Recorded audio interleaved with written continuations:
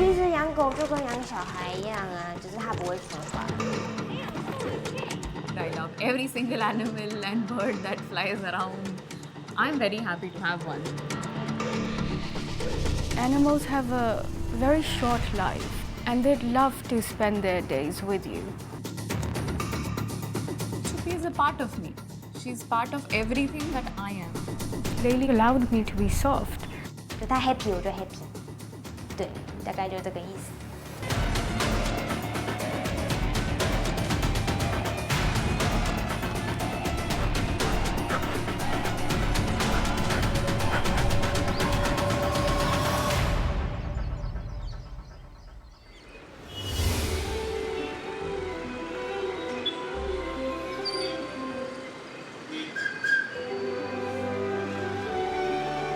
Everything just happened very gradually and very aram se. There was no planning. It's not like we got a puppy bed or puppy treat. She was just a part of the house and then she was a part of our lives. I think once you fall in love, you don't really look back and think that how and why. I can't think of a single day I've regretted having her, ever. I'm Teesta Joseph. I'm a veterinary surgeon from Pune, India. At no point in my life did I ever want to be anything else but a vet. I was in my first year in Nagpur studying for my undergraduation. My then roommate, now Dr. Nikita, she came to me crying, saying that there's a small puppy, she can't walk. So we went, we looked for her, we didn't find her. And then one day around the bend comes this little black thing just bobbing. So Chupi is paraplegic by birth. So she's basically like bouncing along. And she's really small. She must have been about 2.5 months around that age. So that's the first time I saw her. Then Nick said, can we please bring her home for some time, you know, just to like treat it. That started happening. And that's how she came home. She was not very friendly in the beginning. Somewhere around the age of 1, she accepted the fact that this is her home. And then she fell a lot in love, which was very fun. So she's waist downwards, sort of paraparetic, paraplegic. She has no control over her bowel movements, her passing urine.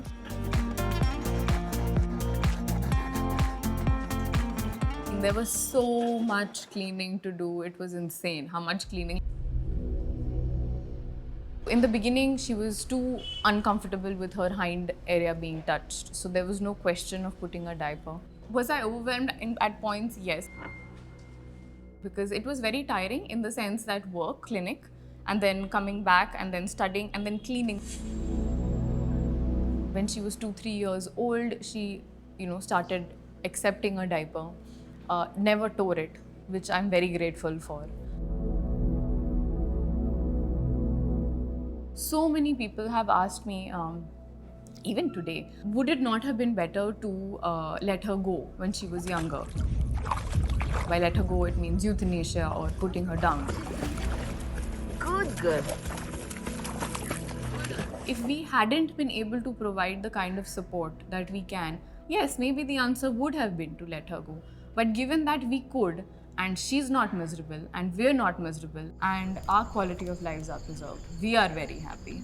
So there was never a question of putting her down.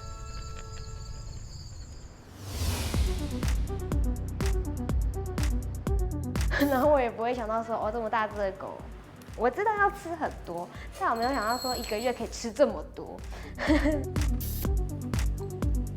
你想要给它买的东西，永远都越来越贵我看过一件浴巾要卖3500，就狗狗的，我没有买，我没买。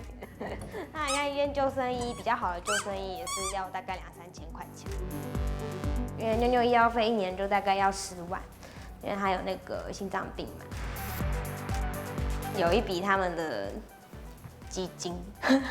对，我每个月固定都会抓2万出来存到他的那个户头里面。我叫阿宝，然后今年25岁，我是一个宠物美容师。就我爸爸、薯冰跟妞妞，我们4个住在一起。对。薯冰3岁，妞妞10岁。妞妞很安静，她不会叫啊，就躺在那边，她就睡觉啊。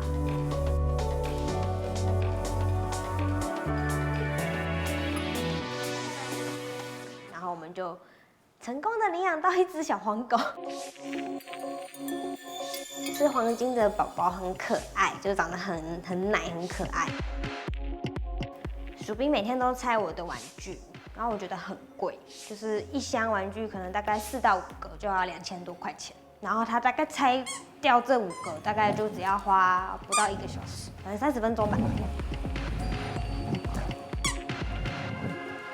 我就想说，那不然我自己卖好了，就是卖出来的利润我可以给他拆。那谁知道我卖了之后，一开始有拆，结果可能玩具太多了，他就变成说就是没有兴趣。他会玩，但是他不会再把它拆坏。开车、骑车都是爸爸，所以他比较爱爸爸，因为爸爸会带他出去玩，妈妈就小废物啊。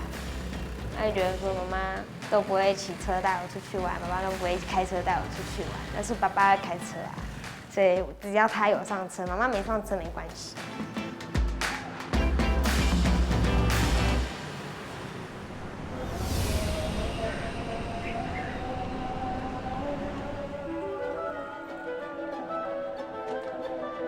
So I think the West has gone very advanced with this. You know, they have therapy animals, they have dogs, they have cats inside a therapist's room where they would, you know, help in the healing of a client. For example, if I'm having a meltdown and Layli is next to me and she purrs, I just put my hand on her. And that thing is so kind of tranquil and meditative that it just relaxes you. That's definitely a natural antidepressant that, you know, people could opt for other than medication.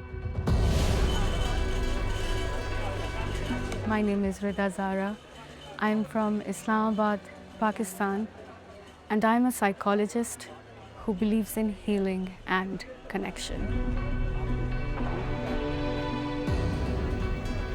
When I was very little, I moved to Iran. My father was a diplomat, so we were raised in very diverse cultures. I was only 18 when I moved here.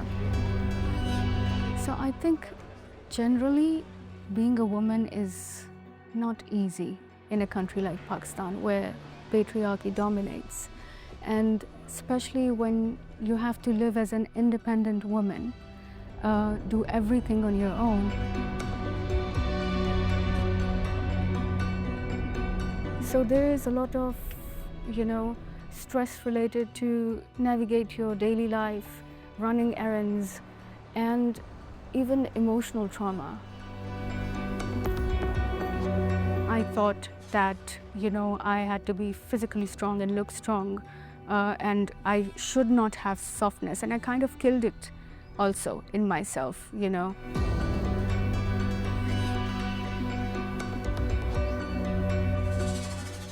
I wanted to learn martial arts and look cold, not look soft.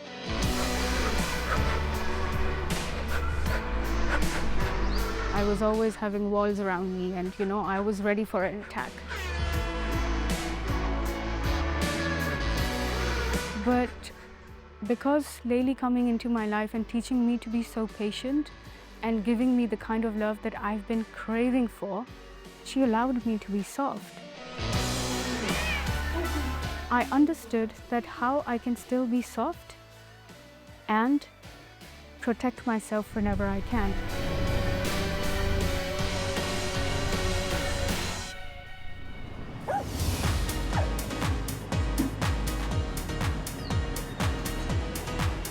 I 2018年的时候去重庆学宠物，我们的练习对象都是犬舍的狗，那它们又脏又没人爱，又都是打击，它们都每一只都长得很糟糕，就是繁殖场的狗。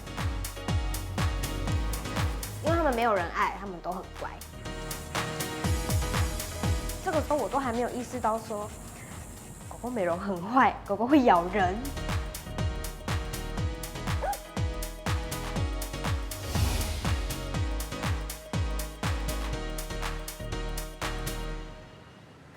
我来台湾是先去别的地方先工作，然后一直到2022年的时候才开店。我不知道说会这样子啊，看似一个美好的工作，实际上它是一个很累、很脏、很职业伤害很多的一个工作。那职业伤害包括说耳朵嘛，耳朵就其实我耳朵不太好。因为潮水季的分贝大概好像到快100，狗会一直吠叫，狗吠叫应该也有个7、80。对，主要还是被咬比较危险。然后一开始的时候真的是想得很美好，就跟其他人一样，狗狗好可爱，每天都可以摸它们，跟它们玩啊这样子。但实际上你做越久，你就会发现说，美容是美容，玩是玩，你不可以把玩带进来。以前的宠物美容跟现在的宠物美容区别是在项目，我们现在多了一个 SPA 的一个项目，还有养肤，对，然后剪毛的话，造型也越来越多。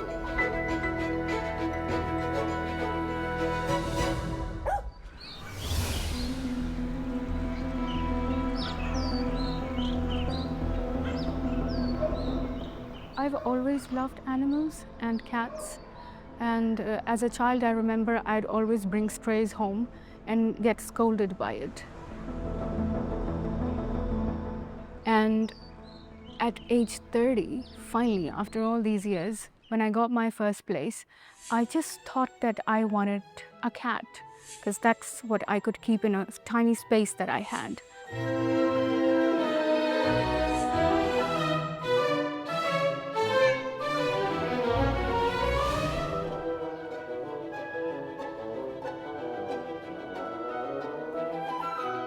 So when I held her for the first time, she was so small. Something pulled me towards her. It's like she chose me, you know, she wanted to go with me. I think she helped me become a better person.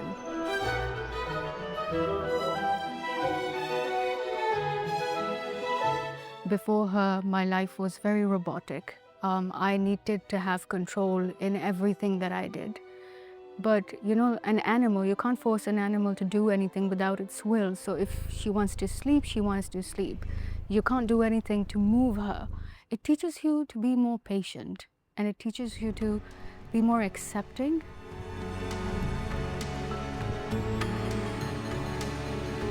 So she made me understand the value of life. And I think empathy, acceptance, and patience are the core skills that every good psychologist should have.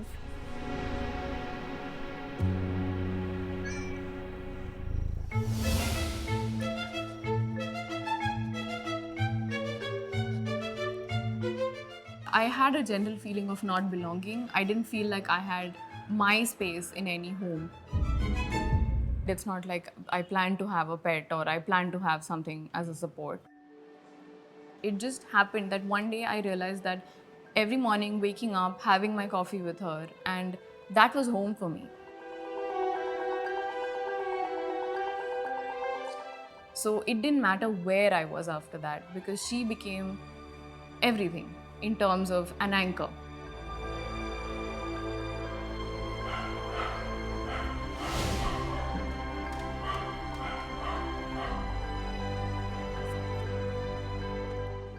The realization that she was my home provided so much calm, I cannot tell you. The kind of mental peace it brought suddenly, like it just clicked into place. And that was incredible. Like, I can never express how grateful I am for that. Because after that, everything is so much easier.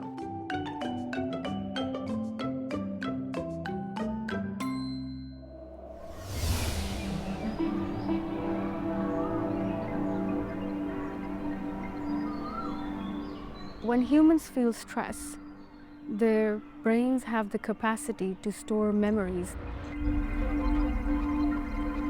So they tend to relive their trauma as it's happening right now, even if it's an incident of the past. But an animal, they will feel stressed, for example, if approached by a predator. But after the incident is over, they don't carry it with them. They live in the present moment. They don't relive their traumas. And we can learn a lot from animals just by looking at them. So a lot of people who've seen the insensitive part of the world, they naturally gravitate towards animal and their love.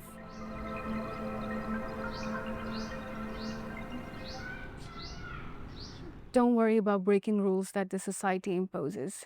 Worry about breaking your own rules. You know the truth, so speak it, live by it. Take up space, laugh loudly, sing, dance, do more things that make you happy. And to have a good life, acknowledge first that you deserve one. Because life is too short. Live it, be alive.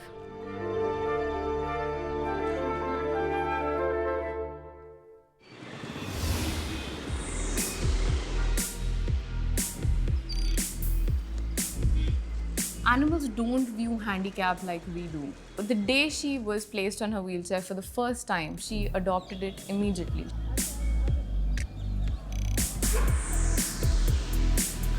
So she used to use a wheelchair till about the age of 10. And I think it's not comfortable for her anymore, so she doesn't use it now.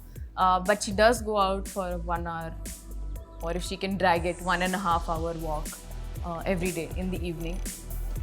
She loves the sun. So there is so much I have learned from her that I apply to my everyday practice that it's insane. I think I learned to read body language so much more because of her. Because I didn't have a tail as a cue for a dog. I look at the body, the eyes, the ears, and that is 100% because of her. Head up. Yeah, that's fine. So things are slower now. She is 14 this year. I was alone for a lot of part of raising her. Today it's much easier because I have my partner with me most of the time. So I go to work. My hours are not 12 to 14 hours like they used to be. So just to make sure that we have maximum time together. Chippy is a part of me. She's part of everything that I am.